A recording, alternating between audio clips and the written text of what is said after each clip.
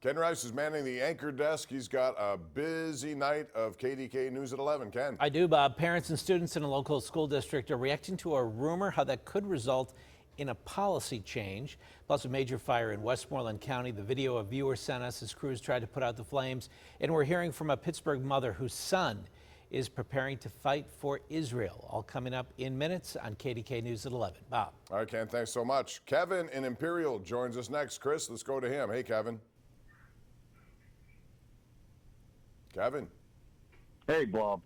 Go ahead, sir. I think the reason why Penn State loses the high state teams and teams like Michigan every year is they load up on cupcakes every year, and when they go to play a good team like Michigan or High State, they're never prepared to beat a team like that.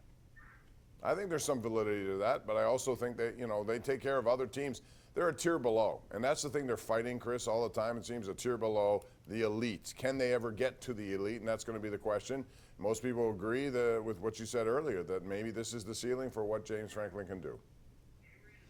How many blue blood programs are there quickly, Bob? Ohio State, Michigan, Alabama really always was one. They went through a down period, but the infrastructure was always there. Georgia was always there. Even Florida State, I think you could say, qualifies as a blue blood. Maybe USC does. Like you think about Texas, natural recruiting basis, right? Right. I think Dabo Swinney is an interesting sort of example for what Franklin's going through. Dabo actually made it all the way to the top of the heap. And we are now finding out how hard it is for a guy, even with the sustained run of success he had, to actually stay there.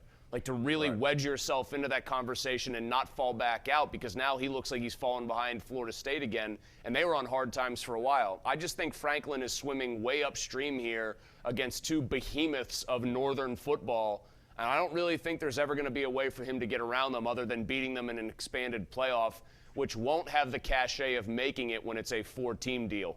Well, here's the thing. They have a game against Michigan coming up. If ever there was a time to just do whatever you got to do and go in there playing with house money, I think that's the way I would approach it. This is the time. If you go in there thinking, oh, my, this is Michigan, we're going to have to really batten down the hatches here, Chris, there's no way they're going to even come close in that game. They've got to do something beyond that.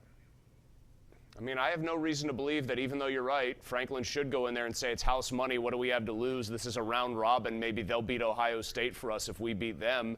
I think they're going to go in there tight, and I don't expect them to win that game. I expect them actually, it's weird, when they play anybody that's beneath them, I expect them to win pretty comfortably, and when they play the two teams that are above them, I don't really expect it to be a significant performance by Penn State. I don't think they even usually will give those teams a game. Yep. All right, Chris, we're out of time. Thank you so much. Appreciate it. We'll see you again tomorrow night right here at 10:35. That's going to do it for us. Tune in, KDKA News at 11, back here tomorrow at 10:35. Thanks for joining us on the Ireland Contracting Nightly Sports Call.